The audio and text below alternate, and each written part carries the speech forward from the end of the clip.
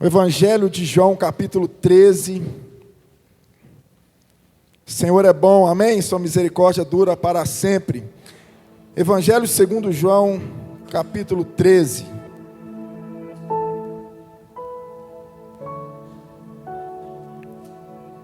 O tema dessa mensagem é um Deus que lava os pés. Evangelho de João, capítulo 13, diz assim: ora, antes da festa da Páscoa, sabendo Jesus que era chegado a sua hora de passar deste mundo para o Pai, tendo amado os seus que estavam no mundo, os amou até o fim. Durante a ceia, tendo já o diabo posto no coração de Judas Iscariotes, filho de Simão, que traísse a Jesus, sabendo que o Pai tudo confiara às suas mãos, e que ele viera de Deus e voltara para Deus, levantou-se da ceia, tirou a vestimenta de cima, tomando uma toalha, cingiu-se com ela, depois deitou na bacia e passou-se a lavar os pés dos discípulos e a enxugá-los com a toalha com que estava cingido. Aproximou, pois, Simão Pedro e lhe disse: Senhor, tu me lavas os pés a mim? Respondeu Jesus: o que eu faço não sabes agora, compreendê-lo-á depois. Disse Pedro: nunca me lavarás os pés. Respondeu Jesus: se eu não te lavar, não tens partes comigo. Então Pedro lhe pediu: Senhor, não somente aos pés, mas também às mãos e à cabeça. Declarou Jesus: quem já se banhou não necessita de lavar senão os pés, quanto ao mais está todo limpo. Ora, vós estáis limpos, mas não todos. Pois ele sabia quem era o traidor. Foi por isso que disse: nem todos estáis limpos. Depois de lhe ter lavado os pés, tomou-se a veste, voltando à mesa, perguntou-lhes: compreendeis o que eu fiz? Vós me chamais mestre e senhor, e dizeis: porque eu sou. Agora, se eu, sendo Senhor e Mestre, vos lavei os vossos pés, também deveis lavar os pés uns dos outros, porque eu vos dei o exemplo, para que, como eu vos fiz, façais vós também. Em verdade vos digo, que o servo não é maior do que o Senhor, nem o enviado maior do que aquele que enviou. Ora, se sabeis estas coisas, bem-aventurados sois, se a praticardes. Pai, obrigado pela tua palavra, Senhor. Obrigado pelo teu privilégio de estarmos aqui essa noite, de ouvir a tua doce e graciosa palavra, Senhor. Que ela possa nos confrontar essa noite, que ela possa, Pai, nos trazer em nosso coração a certeza que o Senhor é um Deus amoroso para conosco. Nós te agradecemos por tudo que está acontecendo nessa noite, em nome de Jesus. Amém, graças a Deus. Pode se sentar, fica à vontade.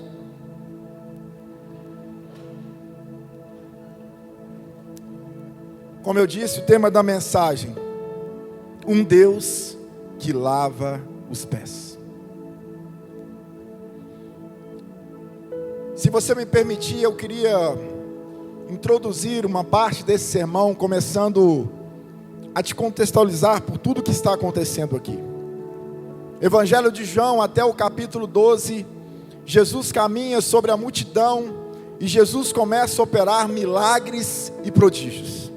É no poço de Jacó que Jesus encontra com a mulher samaritana, e ali aquela mulher tem um encontro real com Jesus. É Jesus ressuscitando Lázaro, é Jesus fazendo milagres e prodígios. Obrigado. Até o capítulo 12, Jesus está em meio à multidão, Jesus está em cena, fazendo milagres, operando milagres em meio ao povo. Só que Jesus agora, no capítulo 12, no versículo 1, Jesus começa a se afastar das multidões, e Jesus então se retira com os seus 12 discípulos. A mesa está posta. A tradição judaica da Páscoa: ervas amargas, pão asmo, um cordeiro assado sobre a mesa. Naquela época, para que o povo se locomovesse, não havia carro, não havia transporte público, as ruas eram empoeiradas, e Jerusalém é uma cidade baixa, aonde os seus pés empoeiravam. As pessoas tinham sandálias nos seus pés. As mesas eram baixas, não tinham cadeira, as pessoas praticamente deitavam sobre a mesa para comer. E era a tradição judaica da época que todo anfitrião, ao receber uma visita, quando ele não tinha um escravo em casa, ele deveria lavar os pés daqueles que ele está recebendo como visita. Quando aquele anfitrião da casa tinha um escravo, o menor dos escravos lavava os pés daquele que estava chegando, das visitas que chegavam em casa. Era um trabalho de humilhação. Era um trabalho em que a menor pessoa, se assim podemos dizer, fazia na época. E Jesus agora se retira da multidão, e Jesus está agora com os seus 12 discípulos. Jesus está ali com os pais da igreja, Atos capítulo 1 e capítulo 2. Foram eles que iniciaram a igreja do Senhor. Foram aqueles discípulos, a maioria que estava ali. E Jesus, a mesa posta para a Páscoa, porque a verdadeira Páscoa é Jesus. Ele ia substituir aquela Páscoa, aquela tradição. E a Bíblia diz que Jesus se levanta da mesa, em meio aos seus discípulos, tira a sua capa, coloca sobre si uma toalha, pega uma bacia e começa a lavar os pés de 12 homens pecadores. Eu não sei você, mas toda vez que eu vou ler a palavra de Deus, eu gosto de tentar entender e entrar em cena do que está acontecendo. Se nós pudéssemos olhar com uma ótica humana ou uma ótica racional da nossa vida humana, nós temos o entendimento que Jesus estava ali em um lugar de humilhação para aqueles homens. Se você olhar todos os milagres que Jesus fez, se você olhar por tudo que Jesus passou, se você olhar que Ele deixou a sua glória e veio sobre essa terra, Ele estar ali com um lugar de humilhação àqueles homens.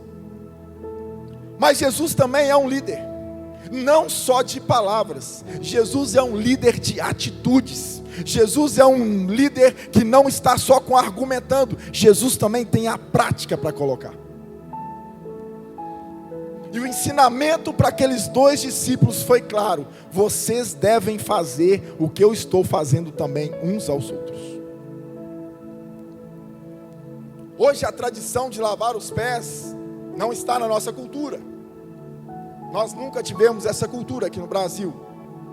Mas o lavar os pés, que Jesus está dizendo ali, não é somente lavar os pés literalmente.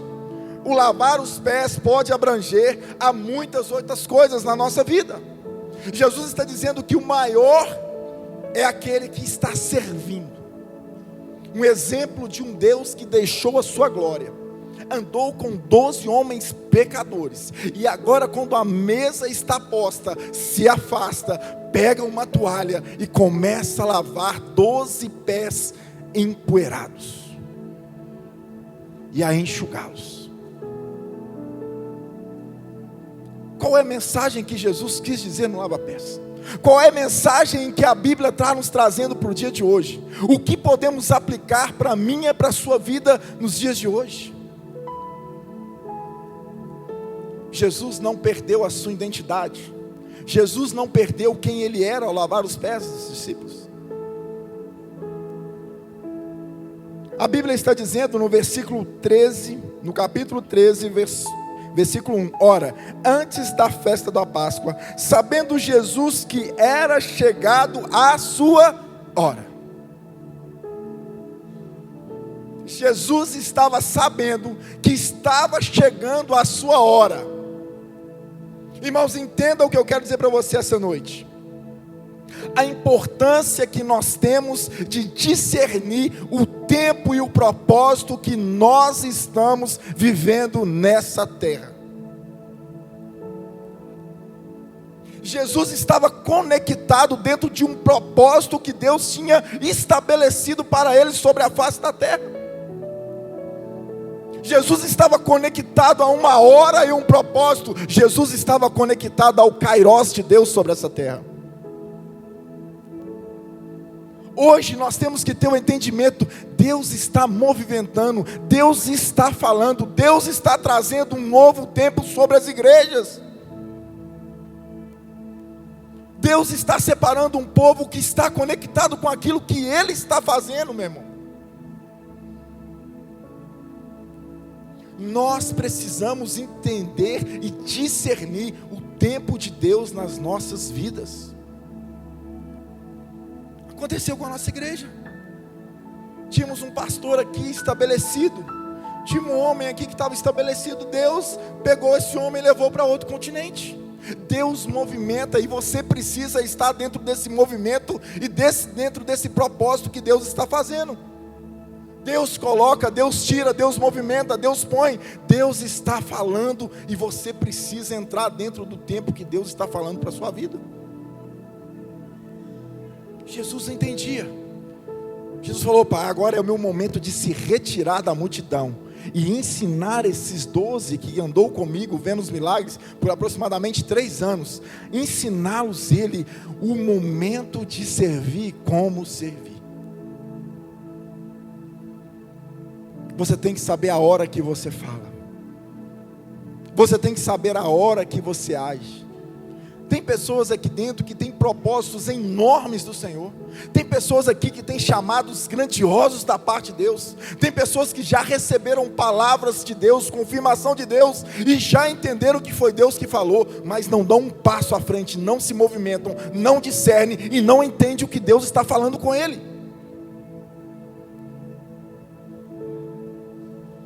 Não é falta de Deus falar, é falta de a gente muitas vezes agir. É falta muitas vezes a gente se entregar àquilo que Deus está fazendo, irmãos.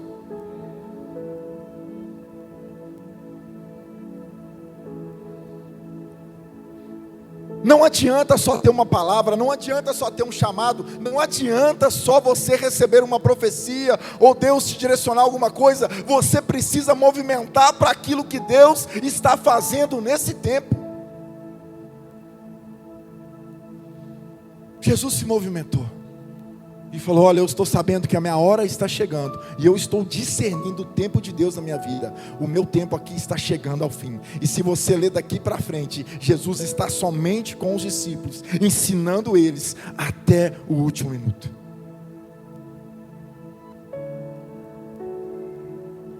Deus quer falar conosco.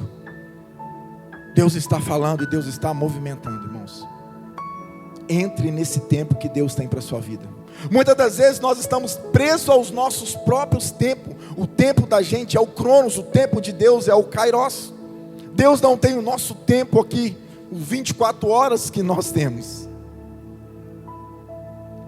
Você precisa movimentar diante daquilo que Deus tem falado para você. É tempo de você sair do lugar. É tempo de Deus te usar, meu irmão. Nunca passou pela minha cabeça, há 7 meses atrás, de estar aqui à frente da igreja. Nunca passou pela minha cabeça, meus irmãos, de assumir uma igreja. O meu coração ardia, eu tinha a palavra de Deus desde os pequenos anos de idade. Mas eu nunca sabia que era de repente, quando eu vi, o tempo de Deus foi me mantendo, eu e a minha família, o tempo de Deus foi trazendo eu. E hoje nós temos uma responsabilidade muito grande, de estar à frente de Lagoinha Nacional. Mas entendi que era o tempo de Deus para a minha vida. Entendi que eu não podia mais prolongar esse tempo. Entendi que Deus já tinha me dado a palavra, Deus já tinha me dado o direcionamento, mas eu precisava discernir o tempo que Deus tinha para mim. Era aquele momento. E em volta de tantos nomes e tantas pessoas que iam assumir Lagoinha Nacional, Deus disse não. E um dia, sentado aqui nessa cadeira, eu recebi 3 palavras de 3 pastores diferentes, dizendo: você é para este tempo. Deus tem propósito para cada um de vocês, mas nós temos que andar diante do tempo e do propósito de Deus.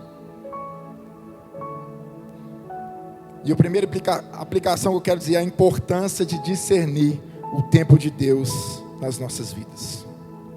A segunda parte, versículo 3, caminhe comigo dizendo: sabendo este que o Pai tudo confiara às suas mãos, e que ele viera de Deus, voltava para Deus, levantou-se da ceia, tirou suas vestimentas de cima, e tomando uma toalha, cingiu-se com ela. Depois deitou água na bacia, e passou-se a lavar os pés dos discípulos a enxugar com a toalha que estava cingindo. A segunda aplicação: para aquele que sabe quem é, nenhum trabalho é humilhante. Para quem sabe quem é, nenhum trabalho é humilhante. Irmãos, pensa comigo. Jesus estava numa mesa com 12 discípulos. A mesa colocada. De repente, Jesus se levanta da mesa, pega uma toalha, pega uma bacia e fala: olha, eu vou lavar os pés de vocês. Jesus estava dizendo: olha, eu sirvo a vocês, eu sou maior que vocês, mas agora eu estou servindo vocês. Dá para entender um Deus que deixou sua glória, dá para entender um Deus que é soberano sobre todas as coisas, dá para entender um Deus soberano, criador dos céus e da terra, agora com uma bacia e uma toalha em suas mãos, lavando o pé de 12 homens pecadores. Inclusive um o ia trair, Judas. Dá para você ter um entendimento de que é isso? Nós precisamos lavar os pés uns dos outros. Nós precisamos lavar os pés até de Judas. Pastor, que é isso? Misericórdia. Jesus não parou a sua missão pelo fato de ser Judas. Jesus não parou aquilo que ele tinha que fazer, o seu propósito, porque ele lavou os pés de Judas também. Imagina, irmão, você lavando o pé de uma pessoa que ia te trair, que ia te entregar a uma cruz. Mas Jesus não perdeu a sua identidade com o Pai. Olha o que nós lemos aqui: sabendo este que o Pai tudo confiara nas suas mãos. Deus havia confiado em Jesus tudo. Ele já sabia, é a sua identidade. Deus confiou em mim tudo.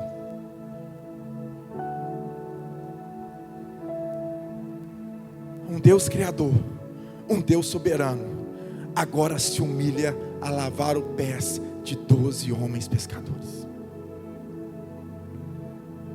Sabe o que Deus precisa tirar de nós para avançarmos? O orgulho. Deus precisa tirar do nosso meio orgulho. Irmãos, eu conheço pessoas que Deus está abençoando de tal maneira. Eu estava na casa de um cliente há 2 anos atrás, e a filha dele tocava um violão, uma voz linda, e entreguei o serviço lá, e ele falou: você é pastor? Sou. Não, senta aqui, minha filha canta. E essa menina trouxe um louvor maravilhoso, foi uma unção naquela casa. Nós começamos a chorar, e começamos a interceder ao Senhor. E eu acompanhando as suas redes sociais, falei: pastor, ele é pastor também. Olha, eu queria trazer ela aqui na igreja. Hoje eu estou liderando aqui a igreja, sou regente, e eu queria muito trazer ela. Ele falou: pastor, tem uma assessoria agora, ela está sendo assessorada, e assim, tem uns valores e tem umas condições para você levar ela na igreja. Pastor, não se esqueça que tem o dia certo, ela precisa comer isso, ela precisa chegar até o horário, ela precisa de ter isso. Falei: irmão, que bênção, mas muito obrigado, eu vou procurar outro cantor.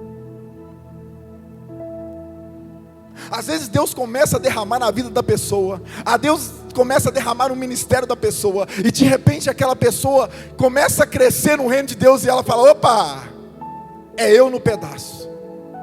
Irmão, se Deus está usando você, Deus está usando a mim, é porque Deus teve misericórdia dele.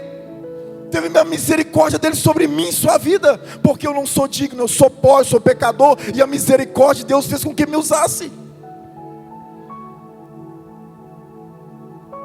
A gente começa a ser usado e fala: opa, é comigo, é eu que tenho poder. Olha para você ver o que eu faço, olha o meu dom que Deus me deu. Não, meu irmão, o dom é de Deus. E se Deus sair da sua vida, você é um pobre miserável.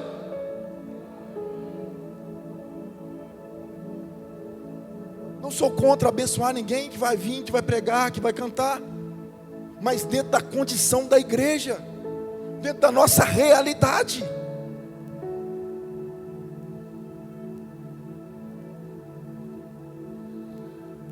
Deus agora se levanta da mesa, da ceia, e vai lavar os pés daqueles homens. Qual a lição que Jesus quer nos ensinar essa noite? Sabe o que é lavar os pés? Às vezes perdoar alguém que te feriu. Sabe o que é lavar os pés hoje? É perdoar um líder que um dia pisou na bola com você. É perdoar um amigo, é perdoar um irmão, é perdoar um parente. Isso é o lavar os pés hoje. O nosso orgulho não deixa fazer isso. Irmão, se eu tivesse sentado naquela mesa, eu vou ser sincero, eu ia falar: Judas, vai lavar o pé de todo mundo lá, vai, que eu estou te vendo. Cá para nós, irmãos. Se você soubesse que a pessoa te entregar, o que você ia fazer? Vai falar que você lavar o pé de Judas. Está vendo a nossa diferença? Está vendo o nosso senso? Jesus veio nessa terra para ensinar a sermos mais humanos. Eu falaria com Judas: lava os pés e enxuga 2 vezes, para ver se ficou bem lavado. Jesus não. Ele não perdeu a sua identidade. Ele sabia que Deus havia confiado tudo nele, e mesmo assim ele se abaixa nessa posição com os pés e começa a lavar e enxugar os pés uns dos outros. Dá para você entender essa cena na sua mente? Pastor, o que isso muda na minha vida hoje? O que isso importa para mim hoje? Importa, meu irmão, porque você tem um Deus que se humilhou à morte de cruz, mas que Deus o exaltou de tal maneira, que deu um nome que está acima de todo nome, que é o nome de Jesus. Todo joelho se dobre na terra e abaixo da terra, e todo nome confesse, toda língua confesse que Jesus Cristo é o Senhor, para a glória do Deus Pai. Ele se humilhou até a morte de cruz. Ele não perdeu a sua identidade. Fazer o que você está fazendo, irmão, muitas das vezes você não vê, mas tem irmãos aqui que vêm e lavam o banheiro. Tem irmãos que chegam mais cedo para passar o som. Tem irmãos que essa semana saíram distribuindo cesta básica. Tem células essa semana que fizeram uma agenda para alguma pessoa. Ninguém aqui essa noite não tem nada para entregar. Ninguém aqui essa noite não tem nada que possa oferecer. Porque Paulo diz: embora sendo pobres, somos ricos em todas as coisas. Você tem tudo, meu irmão, para oferecer.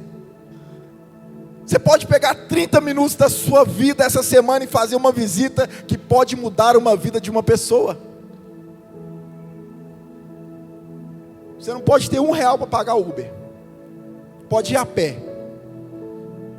mas levar uma palavra de esperança para um casamento que está quase às beiras.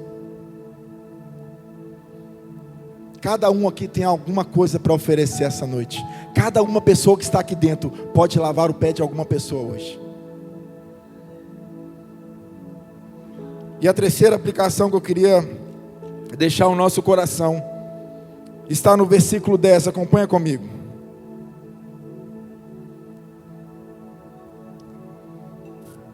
Declarou Jesus: quem já se banhou não necessita lavar senão os pés, quanto ao mais está limpo. Ora, vós estáis limpos, mas não são todos. Versículo 9 comigo. Então Pedro lhe pediu: Senhor, não somente os pés, mas também as mãos e a cabeça. Sabe o que eu entendo com isso? É que a graça foi suficiente para salvar a nossa vida. Irmãos, a graça, irmão, você tem que estar feliz, não é porque você está com dinheiro, você tem que estar feliz porque Jesus salvou a sua vida. A graça é o suficiente para nós. Pastor, eu estou com dificuldade, não importa, você é salvo, você é lavado no sangue de Jesus, você foi comprado com o precioso sangue de Jesus, isso basta na sua vida. Estão sujos. Senhor, troca as minhas vestes, porque eu sujei ela hoje. Todos os dias nós precisamos fazer isso. O que Jesus está falando: vocês já estão limpos, vocês não precisam se banhar. Mas entenda, Pedro disse: Senhor, lava então os meus pés.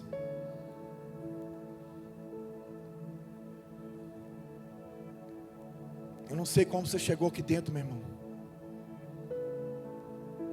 mas Você não veio parar aqui essa noite porque você quis. Você está aqui porque o Senhor te trouxe aqui hoje para ouvir que Ele te ama, que Ele te comprou. Ele te trouxe aqui essa noite para te dizer que Ele tem um propósito grande na sua vida, que você foi comprado pelo sangue de Jesus, independente daquilo que você está passando na sua vida. Todos os dias, amanhã você levanta, lava os seus pés, terça-feira lava os seus pés, todos os dias. A santificação tem que ser diária na minha e na sua vida. Não perca isso.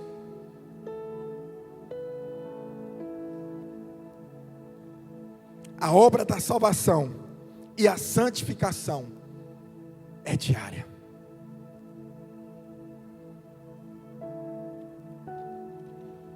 Jesus, depois de ter apertado os seus discípulos com tanto amor, que Jesus é igual pastor, irmão, na mesma hora que ele dá uma repreendida, ele fala com amor. Jesus então pega aquela toalha, coloca no lugar depois de ter lavado os pés, coloca aquela bacia e vai sentar à mesa com os discípulos. Essa noite nós vamos assentar na ceia do Senhor mais uma vez. E sabe qual é o entendimento que eu tenho? Nós vamos assentar hoje, mas vai chegar um dia que nós vamos estar com Ele eternamente. Nós vamos cear hoje aqui com o pão e o cálice, mas vai chegar um dia em que eu e você vamos estar eternamente com Ele. É sobre isso, meu irmão.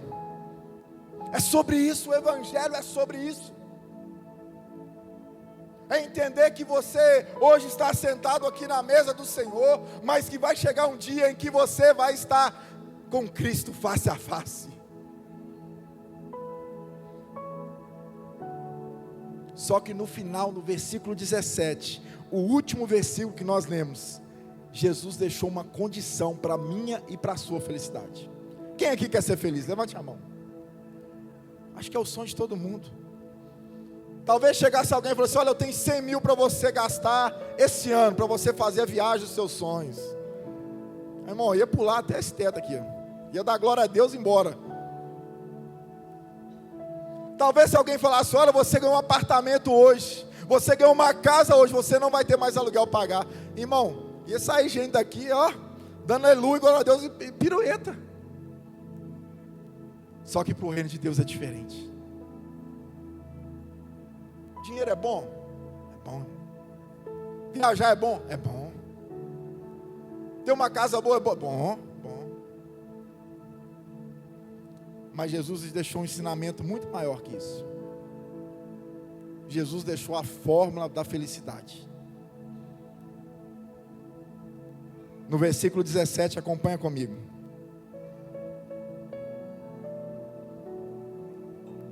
Ora, se sabeis estas coisas, bem-aventurados sois, se a praticardes. Ora, se sabeis essas coisas, felicíssimos serão, se as praticardes. Sabe o que ele está falando? Se você praticar isso, você vai ser feliz na sua vida. Se você praticar o que eu estou ensinando para vocês aqui hoje, vocês serão satisfeitos na vida de vocês. Irmãos, talvez você não tenha essa dimensão de entender, mas ter um casamento restaurado e poder restaurar outros casais, isso é ser feliz, isso é ser abençoado. Se você tiver filhos e poder educar o filho de outras pessoas, isso é ser bem-aventurado. Enquanto você está servindo no reino, isso quer dizer que você é um bem-aventurado, você é um feliz. Está vendo? Você é feliz e nem sabe. A felicidade de Jesus não está em coisas. Escute o que eu vou dizer. A prosperidade da nossa vida estão em pessoas. A chave da prosperidade estão em pessoas. Quando a gente entender isso, meu irmão, vai mudar uma chave na mente da gente. Quando você entender que o seu casamento foi restaurado e que você pode ajudar outros casais que estão passando em crise. Quando você colocar a sua vida a serviço do reino, você vai entender que você é uma pessoa feliz.